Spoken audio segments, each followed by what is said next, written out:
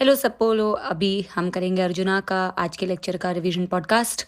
तो हमने अर्जुना के लेक्चर में आज पढ़ा अबाउट रेस्पिरेशन एंड सर्कुलेशन का थोड़ा सा पार्ट। हमने रेस्पिरेशन में पढ़ा कि फ्रॉग 3 तरीके से रेस्पायर करता है, 3 जगहों पर अलग अलग तरीके से रेस्पायर करता है। जैसे कि पानी में वो क्यूटेनियस रेस्पिरेशन करता है स्किन की मदद से, सिंपल डिफ्यूजन से ऑक्सीजन पानी में जो डिजॉल्व है वो आप फ्रॉग के स्किन के थ्रू, स्किन के नीचे जो ब्लड वेजल्स है उसमें डिजॉल्व हो जाता है, simple diffusion. Then number 2 respiration, जब वो हाइबरनेशन एस्टिवेशन में रहता है तो भी वो क्यूटेनियस रेस्पिरेशन करता है, जब वो लैंड में होता है तो भी वो क्यूटेनियस करता है, लेकिन इसके अलावा बकल कैविटी और लंग्स की मदद से यानी पल्मोनरी रेस्पिरेशन दोनों करता है।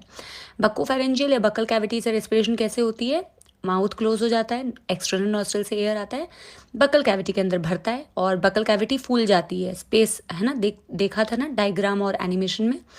और फिर बकल कैविटी के में भी बेटा हाईली वैस्कुलराइज्ड है, तो वहाँ की ब्लड वेसल्स में की मदद से ऑक्सीजन एक्सचेंज हो जाता है।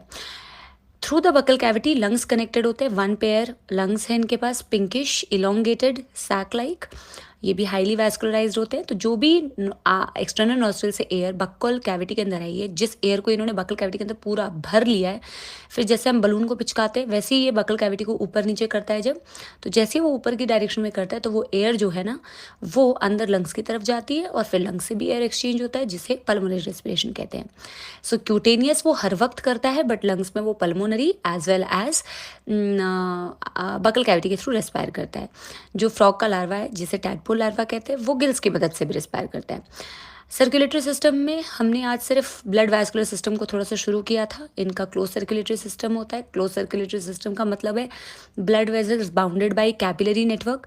प्रेजेंस या absence of blood vessels open या क्लोज को डिफाइन नहीं करते हैं सपोलो, प्रेजेंस ऑफ कैपिलरी डिफाइन करती है ना। तो आर्टरीज एंड वेन्स जो हैं वो कैपिलरी से बाउंडेड होती हैं।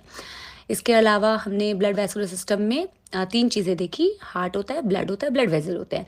हमने हार्ट की बात की, मस्कुलर होता है, डबल मेम्ब्रेनस पेरिकार्डियम से कवर्ड होता है। हार्ट के बारे में हमने ये पढ़ा कि 3 चेम्बर हार्ट है, 2 एट्रिया, वेंट्रिकल कॉमन होती है, 2 एडिशनल चेम्बर होते हैं, conus arteriosus, sinus venosus.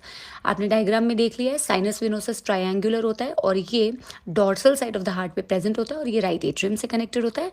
Conus arteriosus या ट्रंकस आर्टेरियोसिस सैक लाइक होता है और ये वेंट्रल साइड पे प्रेजेंट है, वी फॉर वेंट्रल और वी फॉर वेंट्रिकल। जो वेंट्रिकल से कनेक्टेड है वो वेंट्रल साइड पे है। सो कोनस आर्टेरियोसिस वेंट्रल साइड पे है, वेंट्रिकल से कनेक्टेड है। आज हमने सिर्फ इतना पढ़ा है। सर्कुलेटरी सिस्टम का हार्ट वाला पार्ट अच्छे से पढ़ के आना, तो कल सर्कुलेशन अच्छे से समझ में आएगा। Bye bye, good night.